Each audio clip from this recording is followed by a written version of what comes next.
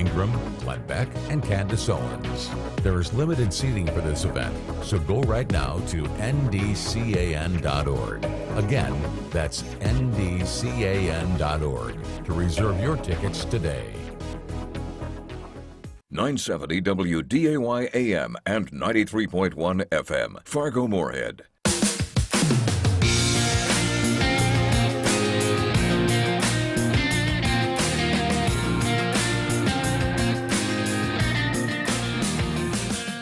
And welcome to Weather and Ag in Focus. I'm Chief Meteorologist Dean Wysocki, along with meteorologist extraordinaire, superior extraordinaire Justin Storm, and our wonderful and talented Ag Director Bridget Riedel. Welcome back to a start of the work week, and it's on the mild side, guys. Boy, I'll tell you what, this is nice. There are some showers out there, though, stretching from around Fort Ransom down towards Ellendale. And also a few light sprinkles just south of the FM area. And also one little round of showers between about Valley City and Jamestown. All that moving to the northeast. So just some scattered light sprinkles out there this afternoon. But a mild start to the week in the upper 60s to right around 70. And we'll continue with this nice warm start to October, at least for the first half of this week. Boy, did you guys, Justin, did you take a look at some of the climate stats from September? It was a really dry month. No, I actually haven't had a chance to look at too many of the stats from September yet, but we'll be going through that here soon. We'll be throwing an article up on the website of kind of the month as a whole, what it was, where it was the driest, how close were we to average on temperatures, so that will be coming in the next day or two on there. But yeah, like you said, Dean, not too bad of weather out there outside of the few spotty scattered showers tracking through the southeastern portion of North Dakota, but you know, temperatures reaching into the 70s today. That's not bad for the first week of October, but don't be fooled, because we have some nice, as I've been calling it through the morning shows, pumpkin picking weather coming the middle of this week, and we'll touch on that throughout the show as well. Yeah, and weather whiplash by the end of the week. If your growing season did not end yet, it will by later this week. That's almost a guarantee, as we've got the coldest air of the season heading our way, Bridget. And Bridget, did you see on Parker's social media page how he said this was one of the best bean harvests he's had? Absolutely. It's gone well because we haven't been pulling trucks out, which has happened in so many cases where we got rain showers in the late August, September timeframe, and nobody likes pulling trucks and combines out in the mud. When you have to get a track hoe to pull your equipment out, that's a bad day, ladies and gentlemen, very bad. Right. So, well, I'll tell you, we're going to continue with the dry weather for part of this week, but there is more rain in the forecast. We'll touch on that coming up after ABC News. We'll be right back. From ABC News, I'm Sherry Preston. The death toll following Hurricane Ian stands at more than 80 people, but officials expect that to rise amid the devastation in southwest Florida. ABC's Rob Marciano's on Pine Island off the coast of Fort Myers. The urgent search for survivors still underway following the catastrophic aftermath of Hurricane Ian. In Florida, already more than 1,600 people rescued from inundated parts of the Sunshine State. Coming your way, coming your way. Watch his foot. As more than 600,000 customers are still without power. The lack of cell service and electricity in some areas posing challenges for search and rescue efforts. President Biden left for Puerto Rico a short time ago. He will tour Hurricane Fiona damage. He and the First Lady will visit Southwest Florida on Wednesday. The newest Supreme Court justice asking a question about the Clean Water Act as the new Supreme Court term begins. Isn't the issue what Congress would have intended with respect to... That's Justice Ketanji Brown Jackson, the first black woman on the bench. Here's ABC News legal analyst Royal Oakes. The court's agenda is daunting, but Jackson will be asked to waste no time weighing in on huge matters. What's the scope of the federal Clean Water Act? Is the Voting Rights Act curtailing the power of voters of color? And should Harvard's affirmative action plan be consigned to the dustbin of history? Those are some of the other cases on the docket this term. Indonesia is still reeling after a stampede at a soccer soccer stadium that left at least 125 people dead, including 17 children. Crowds rushed the pitch on the island of Java. The situation made worse when police fired tear gas, causing a panic. Some of the exit doors actually still bent outwards. Such was the force of the attempted escape. Hundreds of people trying also to smash holes in the walls to try to get out. Such was the level of desperation. Now, all games in Indonesia have been suspended as a result, pending an investigation. That's ABC's James Longman at the foreign desk. Stocks on the rise as Wall Street starts October. Dow's up 614 points. This is ABC News. Do you know what people see when they Google you? Search engines don't always get it right. And when they're wrong, it's your reputation on the line. So what do you do when you don't agree with your search results? Call Reputation Defender at 800-401-6681. Reputation Defender by Norton is one of the most trusted names in online reputation repair. We have over a decade of experience in fixing people's search results, and we can help you too. Using cutting-edge approaches, Reputation Defender pushes unflattering information down to lower pages of your search results, where few people ever look. We also promote the good stuff so that it rises to the top, letting you put your best foot forward. Your good name is too valuable to leave to the whims of a Google algorithm. You owe it to yourself to take control with Reputation Defender. Visit www.reputationdefender.com or call 800-401-6681 for free advice on your situation. 800-401-6681. They'll have you laughing right along with them. They're Bonnie and Friends. German Shepherds kind of are not the dog that police agencies, it's the Malinois. Well, they kind of look like a shepherd. Smaller shepherd, Yeah. but I think Belgian. Yeah, that's what Malinois. I think the German Shepherds had too many joint issues or something that they switched over to those. That's more common. Imagine that, a drug-sniffing dog having a joint issue. Okay, I'll give you props on that. That was good. That was good. Bonnie and Friends. Catch them weekday mornings beginning at 5. Did you know that periodontal disease is the #1 health problem in small animal patients? Hello, I'm Dr. Calderwood, a veterinary dental practitioner at Prairie Winds Veterinary Center. By 2 years of age, 80% of dogs and 70% of cats have some form of periodontal disease. If you notice a change in your pet's playful habits, breath, or facial swelling, there's a chance that your pet is suffering from mouth pain. Prairie Winds Veterinary Center can help. Call us at 701-356-5600 or learn more at prairiewindsvet.com.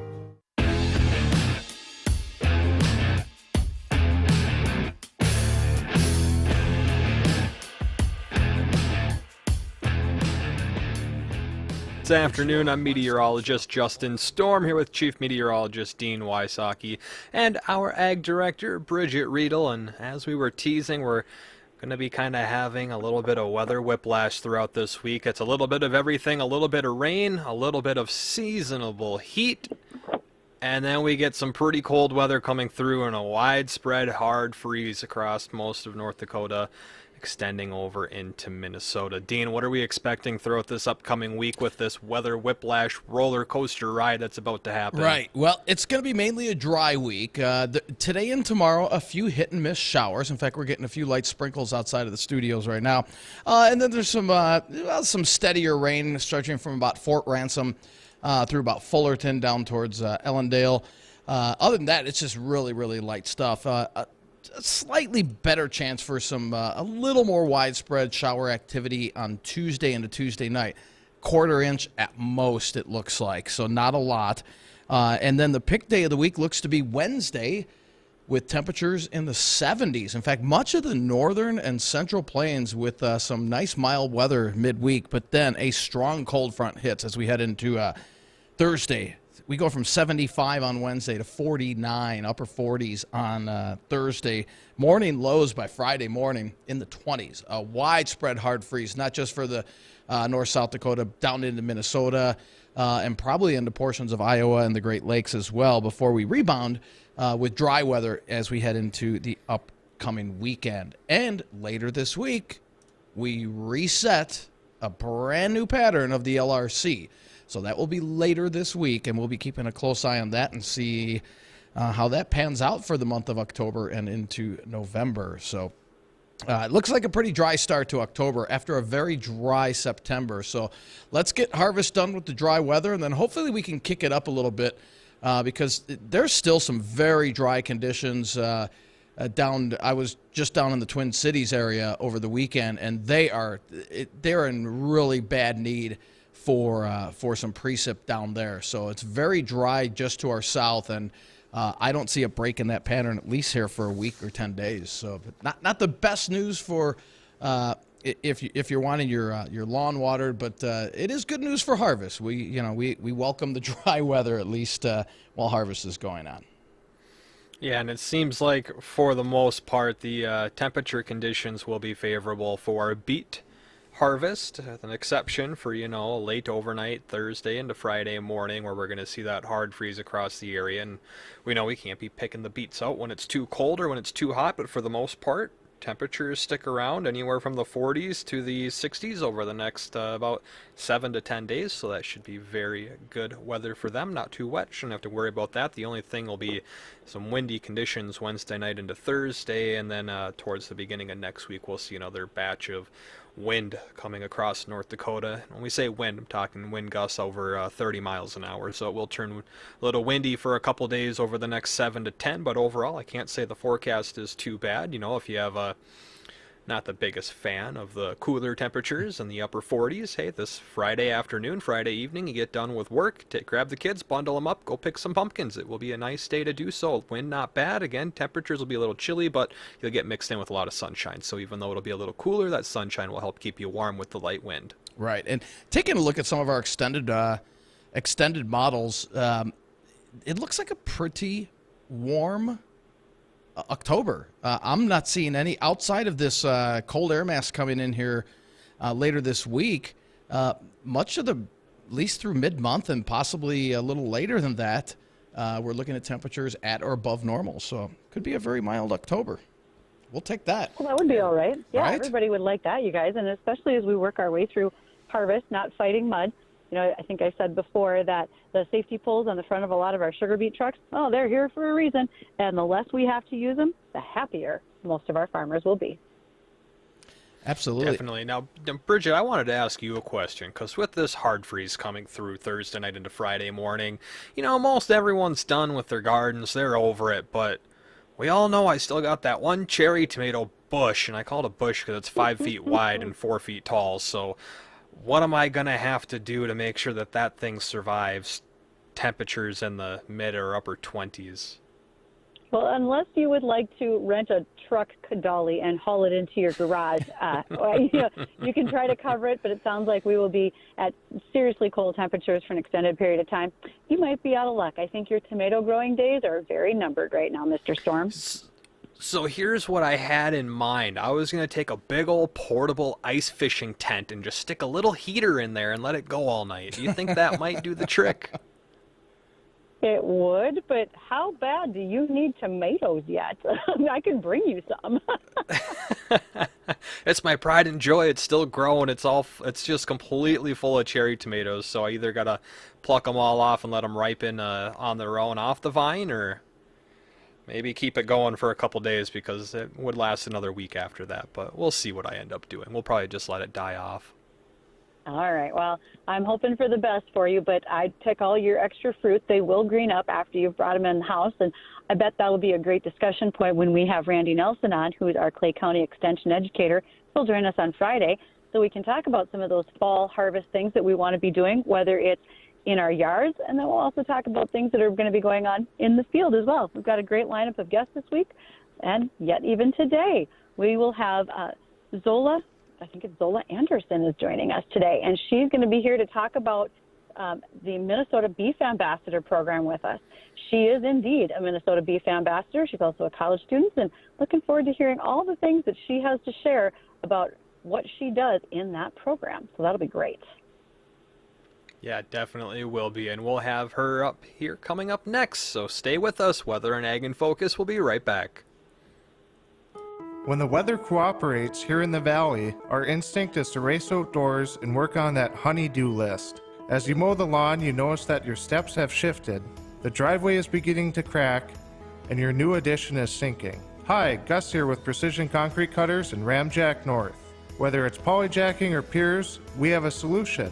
Call us at 701-280-7038. That's 280-7038. What do you tell folks when they ask who your insurance agent is and why? DJ's great. His practice has been not just an insurance agent, but also there's a friendship there. They are very open about their communications with their clients. They want to do everything they can to help their clients. I've got multiple policies with him: auto, home, life insurance, an umbrella policy. Anything and everything you need insurance-wise, you can get from DJ Coulter Insurance. DJ Coulter, American Family Insurance, 235-6641, djcoulter.com. Are you suffering from a serious dental issue? Your mouth hurts, or you think your teeth should be whiter but you don't have insurance? Well, no problem. Right now, Smile Solutions Fargo offers an exclusive membership program just for you that will take away your pain and make your teeth feel and look great. For less than $1 a day, you will receive a comprehensive dental exam and 2 teeth cleanings per year. And if you're suffering from a more serious dental issue, your Smile Solutions membership will give you 15% off all treatments offered at Smile Solutions, including cosmetic procedures, even teeth whitening. Call now at 701-515-9850. No dental insurance? No problem. Call right now to find out how Smile Solutions Fargo can make your teeth look and feel great for less than $1 a day with their membership program. Call now at 701-515-9850. Again, 701-515-9850. Call now. The landscape of media has changed, and people are more skeptical than ever about where they get their news and information. While major news outlets show decreasing credibility, your local farm radio station still shows strong marks. In a recent survey, farmers rated information from their farm broadcasters as almost twice as reliable as major news outlets. Farm radio continues to be transparent, honest, and trustworthy. This message brought to you by the National Association of Farm Broadcasting. The landscape of media has changed, and people are more skeptical than ever about where they get their news and information. While major news outlets show decreasing credibility, your local farm radio station still shows strong marks. In a recent survey, farmers rated information from their farm broadcasters as almost twice as reliable as major news outlets. Farm radio continues to be transparent, honest, and trustworthy. This message brought to you by the National Association of Farm Broadcasting.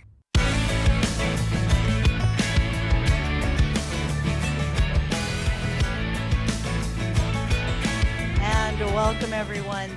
Welcome to WDAY Weather and Ag in Focus. This is Bridget Riedel, Ag Director, along with Chief Meteorologist Dean Wysocki and Meteorologist Extraordinaire Justin Storm. We are thrilled that you are joining us for the afternoon, and you're welcome to call us at 701-293-9000, and always send us emails, ag or weather, at flagfamily.com. Now, gentlemen, we've been waiting. We've got a guest because two of our favorite things to talk about on this show are beer and beef. And today, it's beef. So, I'd like to introduce you all to Zola Olson. Zola, I've got your name up in front of me here from your email. Thrilled to visit with you as a Minnesota beef ambassador. Welcome to joining us today. Zola, happy to have you.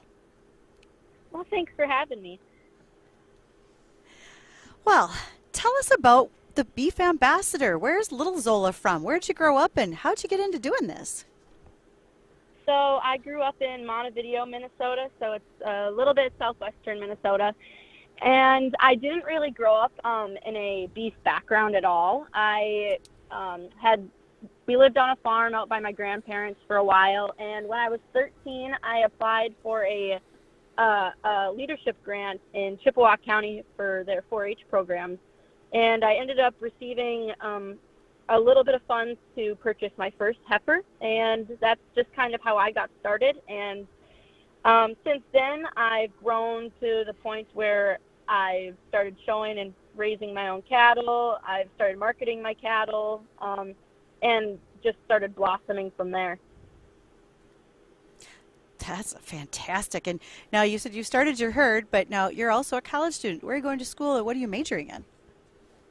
Right now I'm going to Ridgewater College in Wilmer, Minnesota for ag business and farm operations. I'm double majoring at the moment, and my plans are a little unclear, but I'm also planning on transferring and attending SDSU for agriculture education as well. Excellent. All right, so my big first question, You're raising beef. What breed? I don't think you said that. What's your favorite? What's part of your herd? We mainly raise Scimitals, but we do have a little bit of Shorthorn mixed in here and there as well. I'm looking into trying to diversify our herd a little bit and mix in some Angus eventually, but right now it's just not really the time for me, so that'll be coming in the near future. You know, I had a question for you, Zola. I was wondering, how long have you been doing this for again with raising your own cattle? Since I was 13. Right now I'm 19, so it hasn't been too long, but I'm definitely catching up to the little markets and stuff like that. So it's definitely a learning process, considering I'm a first generation cattle farmer and my parents didn't really grow up in the cattle industry either. So it's definitely a learning curve for all of us. And Zola, right? And go ahead, Justin. So I would imagine that you're probably getting help with this, or are you doing this all on your own? Right now, financially, I'm getting a little bit of help from my grandparents and from my parents. Just facility-wise, mainly my grandparents, just because, like I said before, we didn't really have the facilities to have the beef cattle at our own house. So, and then a little bit of financial help with my parents, but it definitely, the grant that I applied for was the Ron Oxendorf Legacy Fund in Chippewa County 4-H. And that helped me with like my, getting my nutrition set up, making sure that my calves always had the proper nutrients and the proper housing for sure. And there's a lot of mentorship that came with that as well. I ended up going back through the Oxendorf family and purchasing my first heifer from them. And since then, I've just kind of continued purchasing from them to make sure that the program stays alive and it doesn't fade off. So someday some other kid can have the same opportunity that I had.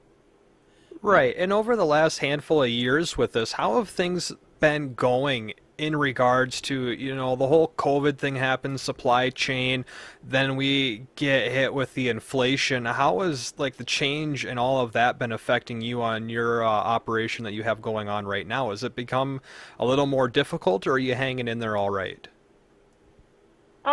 Since we began, we've always had some fluctuations just because it is a smaller farm, and the places that we market everything out kind of differ between, we have some friends that raise cattle out in Hot Springs, South Dakota. So, I mean, we tend to bring some up there as well just because the markets are a little bit better.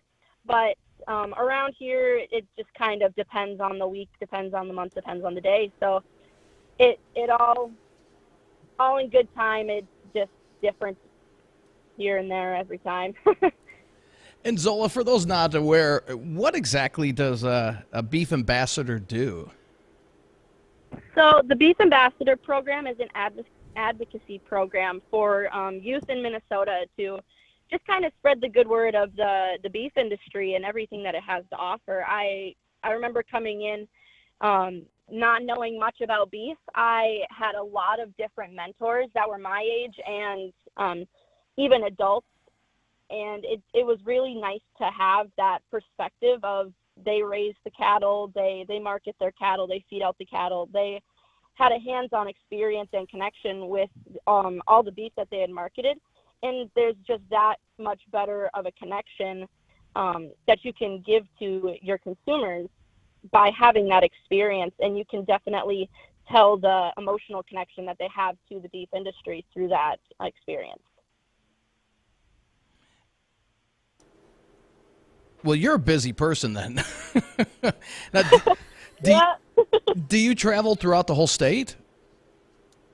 Yeah, we've traveled quite a few times. We went to the state capitol a couple times. We've gone to Rochester, Anoka, the Minnesota Beef Expo, which is coming up here in a few weeks, the 20th through the 23rd, I believe. And the Minnesota State Fair, we had a couple of sessions there, and we also had the Beef is What's for Dinner booth for the Cattlemen's Association. And We've had a couple of different events that we've gone to and spoke at, but mostly we try to stay local and do little promotionals in our own little towns just because that's just easiest for all of us. We're all in school at this point, so Right. it's difficult to get around to those bigger areas. And what would you say so far, being Minnesota Beef Ambassador, what is so far your most rewarding experience? Definitely seeing the light bulb switch on, or like the aha moment that you kind of give to a consumer that maybe was on the rocks a little bit, or was just teetering between, well, I don't know if I want to support this, or maybe I'm not like a fan of this method or something like that. But like when it clicks in their mind that what we're doing isn't a bad thing, and what we're doing is actually really good for our economy, good for our environment, and everything that it has to offer, it's just so rewarding to see that you are making a difference in what you're doing, and the efforts that you're putting in aren't just all for nothing. Oh, that's awesome. And I was going to ask something very similar to Dean's question. We must have been thinking on the same brain cell here. Wait, just I wanted to one ask, brain cell? Wait a we minute. share the one, Dean. Story for another time. Right. But I wanted to ask, he asked what was the most rewarding, and this might be the same answer, but what's been your favorite part about what you've been able to do so far over the last couple of years? I would probably have to say that my favorite thing is going around and talking to different farmers and just kind of like getting an insight to their operations as well. Because like I said before, I'm a newer farmer, so like I always love hearing what more experienced people have to offer, and maybe some things that I could critique in my operation to make it a little bit more successful. That, and then the networking side of things. It's always good to have different connections in different parts of your area, and I just altogether love getting to know other people and their experiences.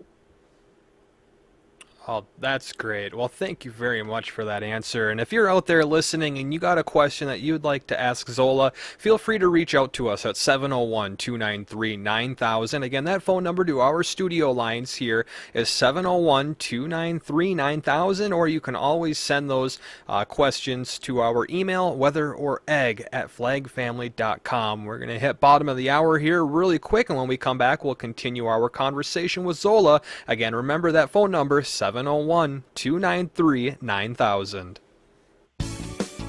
Harvest is here, and that means we all need to be careful. Hello, this is Bethany Rentz with Irie Insurance. We want to make sure everyone up and down the valley has a safe and successful harvest. Take extra special care in your travels. Slow-moving combines, mud-covered roads, and debris are just a few things during harvest that can be dangerous. So take your time, watch your surroundings, and most of all, be patient and slow down. For more harvest safety tips, go to irieins.com. You're protected and appreciated at Irie. Harvest season is a busy one in the Red River Valley, with farmers working on harvesting their crops and with kids back in school. Cass County Farm Bureau would like to remind you to take extra time to ensure everyone stays safe, whether working on harvest or transporting kids to or from school. Keep alert so no one gets hurt. Supporting safety on the air because they care. From your friends at Cass County Farm Bureau. Been looking for a golf cart for the lake, cabin, or the course? Largest selection of Club Car Onward golf carts within 150 miles is available at All Season Motorsports. 0% financing. That's 0% financing for up to 36 months on 2022 and 23 Club Car golf carts. All inventory must go. Largest selection of club cars at 0% financing. All Season Motorsports off I-94 and Cheyenne Street, West Fargo. Hurry before they're gone. Do you know what people see when they Google you? Search engines don't always get it right. And when they're wrong, it's your reputation on the line. So what do you do when you don't agree with your search results? Call Reputation Defender at 800-401-6681. Reputation Defender by Norton is one of the most trusted names in online reputation repair. We have over a decade of experience in fixing people's search results, and we can help you too. Using cutting-edge approaches, Reputation Defender pushes unflattering information down to lower pages of your search results, where few people ever look. We also promote the good stuff so that it rises to the top, letting you put your best foot forward. Your good name is too valuable to leave to the whims of a Google algorithm. You owe it to yourself to take control with Reputation Defender. Visit www.reputationdefender.com or call 800-401-6681 for free advice on your situation. 800-401-6681. It's a busy time of the year with harvesting going on in the Red River Valley. Fevig Oil and Propane reminds you to use extra precaution as you move about so everyone has a safe and bountiful harvest season. Contact Fevig Oil and Propane for your propane, farming fuel, and lubricant requirements. Proudly serving the area for over 60 years are your friends at Fevig Oil and Propane, online at fevigoil.com. I'm David Chapman. I'm a candidate for judge. For 25 years, I've enjoyed tremendous success in our community, but it is time to give back. I love freedom, our country, and our Constitution. If elected, I will enforce the law as it is written, not as I wish it were written.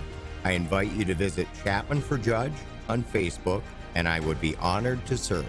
Paid for by David Chapman. One of the most heavily attended fundraisers will happen again tonight at the Hilton Garden Inn in Fargo. The annual Perry Center Fall Fundraiser. Testimonies from residents who can tell you firsthand of the mission of the Perry Center. Our guests also include Victoria Robinson, Stevenson Holland, and our mystery speaker. This event will fill quickly, so reserve your seats today. Go to perrycenter.org. That's perrycenter.org. Tonight, the Perry Center, a place of healing, hope, and new beginnings.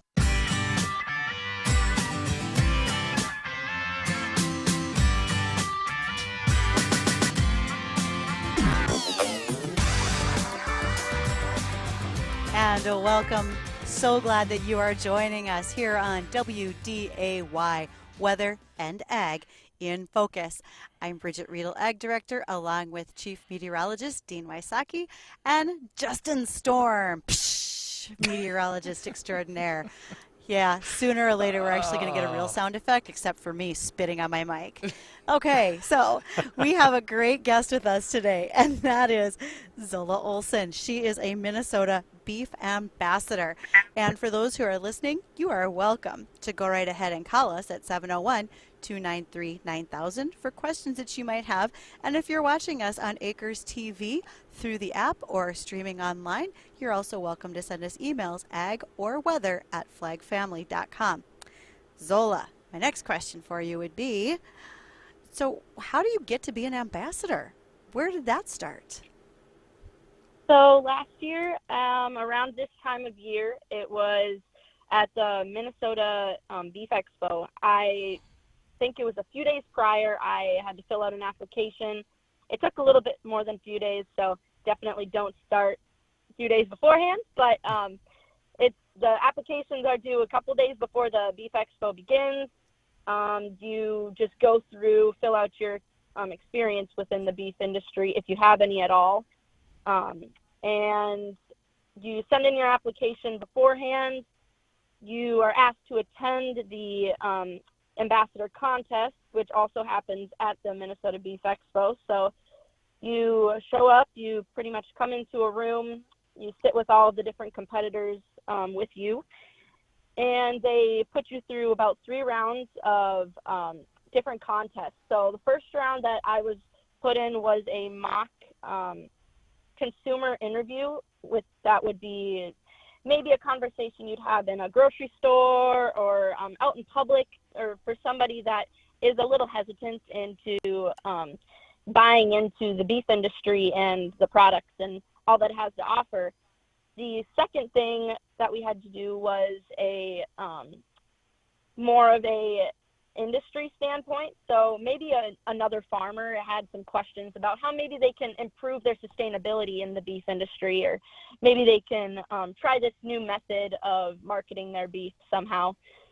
And then the third thing that we were to do was we had to make a social media post or some type of promotion post that you could use for kind of anywhere in the beef industry at all, whether it's the show industry, the market industry, the breeding industry, just kind of anything that had to promote beef. So it's a couple of hours long. The process is a little bit, I guess, kind of tedious, but by the end of it, you learn so much just through the process of doing the introductions of it and the actual applications. Well, that also begs the question, how many beef ambassadors are there? Because do you cover specific regions of the state of Minnesota as well as being required to be at certain events? So right now we have 4 different beef ambassadors, along with myself. So actually, no, we have 5. My bad, we have 5. There are 3 senior beef ambassadors and then 2 of our junior beef ambassadors. We try to cover our main areas. If we overlap a little, that's fine, but we're all pretty spread out throughout the state, which is really nice, that we can have that type of coverage throughout the state. That's excellent, especially if, are you required to be at, say, state fair, or are there certain fairs, or how do you decide which events you do your promotions at? Basically, it's whoever is able to show up on that day. Usually, actually, most of the time, we have at least one ambassador at every event that we're requested to be at. When we went to the state fair, all of us were there at the same time, so that was a really good opportunity for all of us to kind of bond as well, because right now we just aren't able to meet up in person. So all of our meetings are over Zoom just because of availability and, school and life and everything that comes with that. But we aren't required, I guess, to be at every single event, but it's nice when we all get together and are able to promote together. Excellent. And one more from me, and that would be, as you think about, you mentioned you want to be getting into ag education potentially after you've completed your time at your current school. So what are you going to do with your herd? Are you thinking you might teach ag, or would you take that a different direction? And then also, how will you keep integrating your beef herd? So at the moment, me and my sister have kind of partnered together and started raising the beef cattle together. She's got quite a few more years of the 4-H and the open show experience coming up. So she's just getting into it, and I'm just kind of finishing my 4-H career. But I'm hoping that she'll want to take over and start to also contribute to the herd as well. So I'll probably pass more leadership roles on to her as I start working into maybe the career fields for ag education in the future. And Zola, this beef ambassador, is this like a 1-year position, or how long does this run for once you get in or accepted into it? So you have to reapply every year, so it is a 1-year term. But we do see that the people that started maybe in lower leadership roles, if they were to have gotten maybe a junior beef ambassador a couple years prior, they are more likely to end up in a larger leadership role if they do decide to run again in the future. So it's definitely a learning thing, trying to get more familiarized with maybe talking to the public and just promoting in general, and things that you should maybe highlight on rather than others.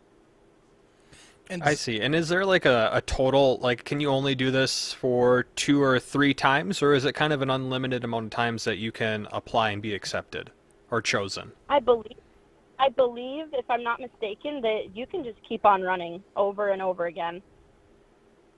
Right, and so I guess that kind of opens up the next one. Are you going to continue to keep running for this position? You like it that much? You want to continue with it? I would love to. Honestly, it's just such a great experience for me to get to go out and talk to people, and it all just kind of depends on where life takes me, because if I'm going to be out in South Dakota for school next year, it's one of those things where it can't conflict at the same time. But if my time does allow, I would most definitely be willing to do that. And Zola, so I was kind of trying to dig up some trivia and found this interesting article about beef.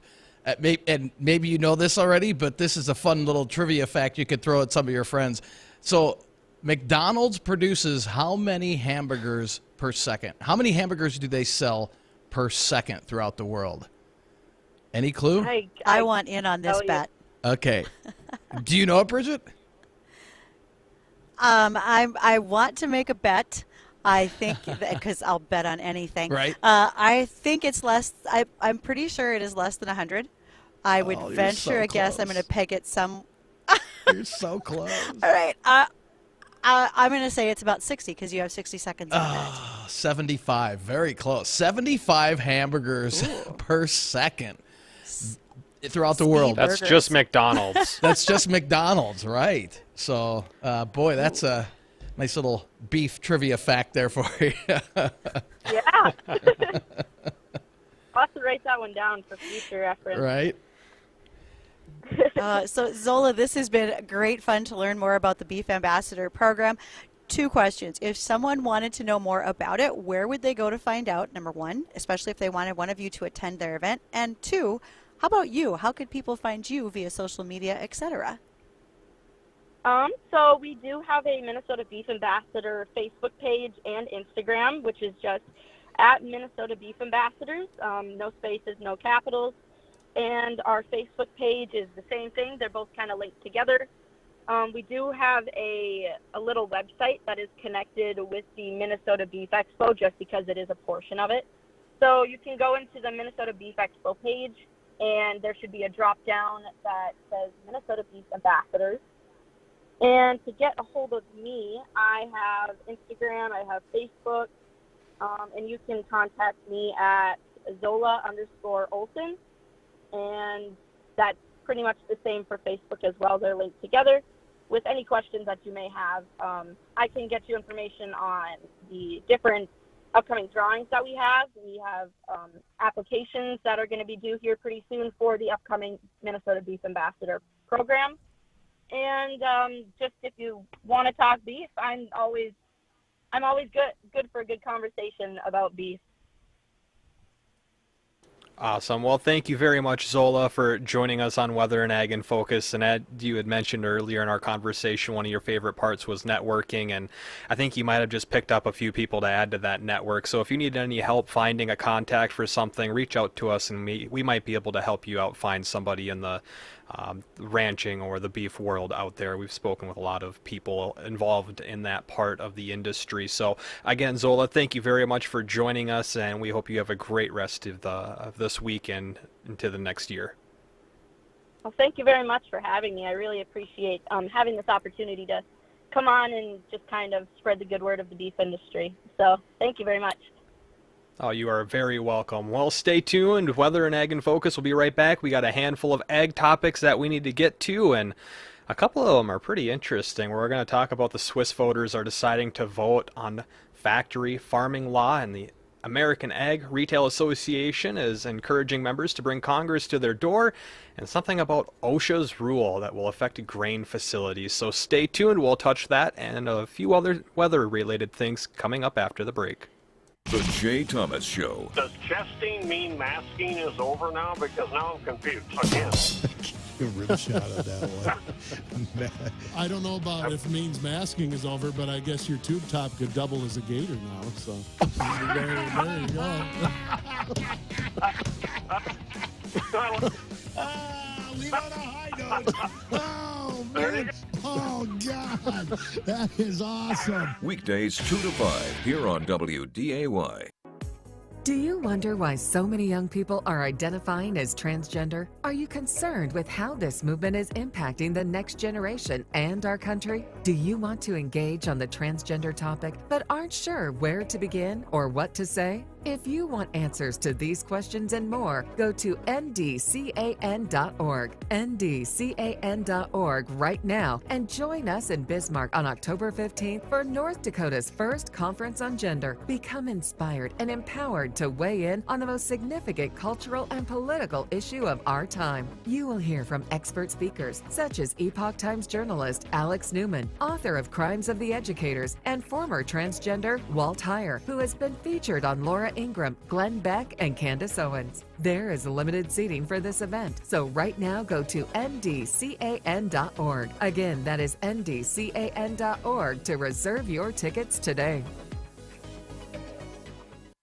Think pink and help make a difference, because during Pucklich and Valley City's Why Pink event, we're donating $100 for every vehicle sold and $10 for every service repair order. Help us reach our goal of $10,000 donated to the JRMC Cancer Center and Sanford Roger Maris Cancer Center. So think pink and help make a difference as we raise $10,000 during our Why Pink event at Pucklich Chevrolet Buick GMC in Valley City.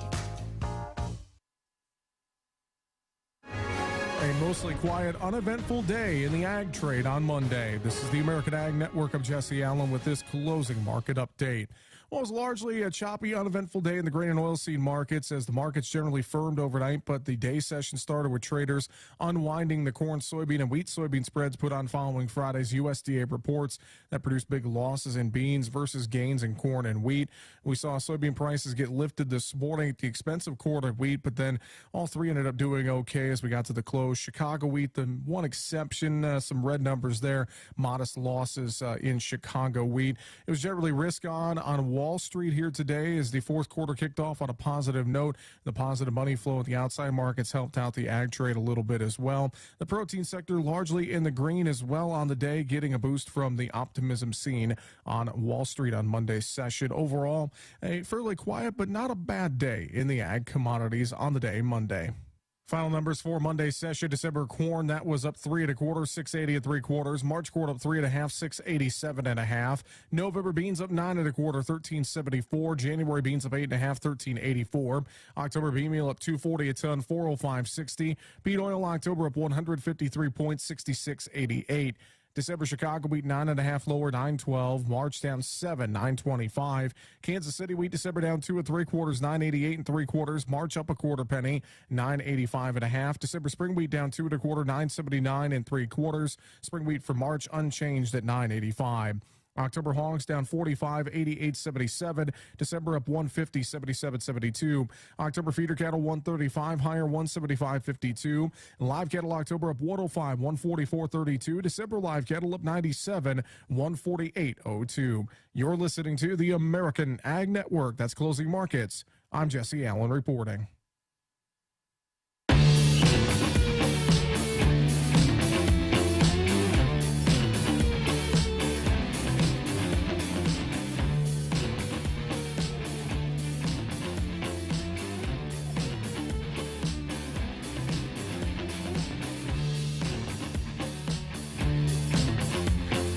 And welcome back to Weather and Ag in Focus. Thanks for joining us. I'm meteorologist Justin Storm here with Chief Meteorologist Dean Wysocki and Ag Director Bridget Riedel. And we had teased that we were going to go into a little bit of ag topics and headlines before we kind of recap a little bit on the weather. And Bridget, this has been kind of a touchy subject for a few, and we've talked about it numerous times on the show, including kind of our position in it here in the United States. But overseas, Swiss voters are to decide on factory farming laws. What's going on with that, and is that regarding to all the government implications that they're trying to put on over there with just the big headache that it is with the farmers revolting against these rules and laws that are trying to be brought on upon them? Well, I think we can safely say that it was useful that this wasn't just a government agency ruling, that this was actually a vote by the democracy in Switzerland. It was a referendum that wanted to protect the dignity of farm animals, that wanted to have a better definition of factory farm. And it also would have lowered animal stocking rates to meet organic standards.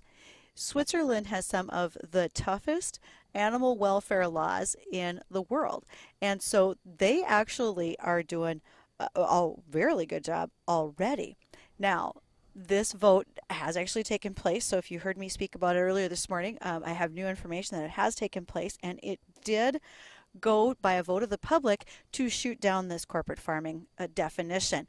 The Swiss government had recommended against the proposal because they felt these changes would breach trade agreements for importing food from other countries. And at this point, The farmers from Switzerland are doing an excellent job, regardless of the size and quantity of animals on their farms, and they realize people need to eat. So they're going to continue to make sure that people get fed. There we go. And I'd like to open this up to the listeners, too, on their thoughts on just what's going on over there to our north up in Canada with the emission tax, or the carbon emission tax, and what they're trying to bring into law with the SEC, I believe it was Scope 3, and the Farm Bill that's being proposed. I'd like to know what people's thoughts are on that. I think that would be a great idea, especially for a couple of reasons. One, we've heard what's going on in Canada with the carbon tax, and we had Quick Dick McDick on to talk about that. He, again, is a farmer in Saskatchewan and wanted to share what the opinion is of a lot of their farm community up there.